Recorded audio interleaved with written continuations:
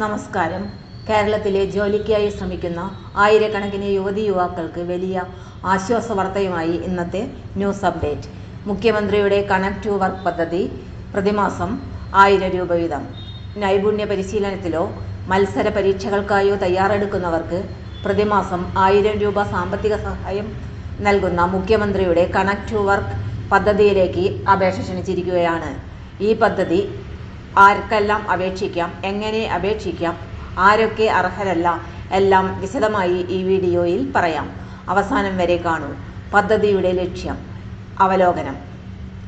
കേരള സർക്കാരിൻ്റെ നേതൃത്വത്തിൽ നടപ്പാക്കുന്ന മുഖ്യമന്ത്രിയുടെ കണക്ട് ടു വർക്ക് പദ്ധതി ജോലി തേടുന്ന യുവജനങ്ങൾക്ക് സാമ്പത്തിക പിന്തുണ നൽകുക എന്ന ലക്ഷ്യത്തോടെയാണ്.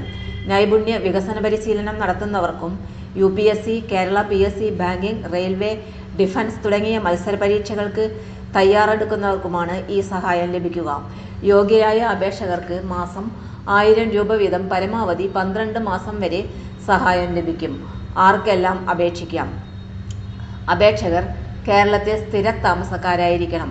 18 വയസ്സ് പൂർത്തിയായവരും 30 വയസ്സ് കവിയാത്തവരുമായിരിക്കണം. കുടുംബ വാർഷിക വരുമാനം 1 ലക്ഷം രൂപയിൽ കവിയരുത്. താഴെ പറയുന്ന വിഭാഗത്തിൽപ്പെട്ടവരായിരിക്കണം.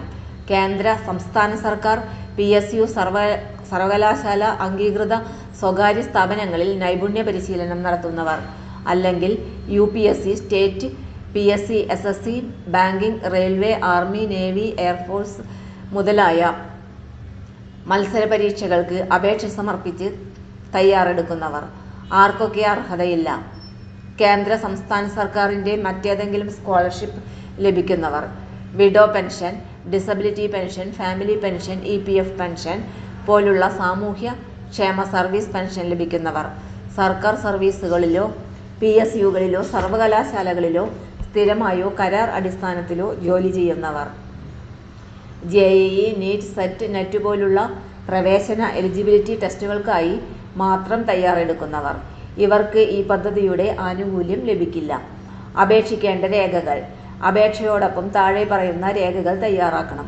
ജനന സർട്ടിഫിക്കറ്റ്, SSLC സർട്ടിഫിക്കറ്റ്, വിദ്യാഭ്യാസ യോഗ്യതാ സർട്ടിഫിക്കറ്റുകൾ, തിരിച്ചറിയൽ രേഖ, voters ID, school certificate, passport, driving licence ഇവയിലേതെങ്കിലും ഒന്ന്, വരുമാന സർട്ടിഫിക്കറ്റ്, ബാങ്ക് പാസ്ബുക്കിൻ്റെ പകർപ്പ്. നൈപുണ്യ പരിശീലനം നടത്തുന്നവർ പരിശീലന സ്ഥാപന മേധാവി നൽകുന്ന സർട്ടിഫിക്കറ്റ്, സത്യവാങ്മൂലം നൽകേണ്ടതാണ്.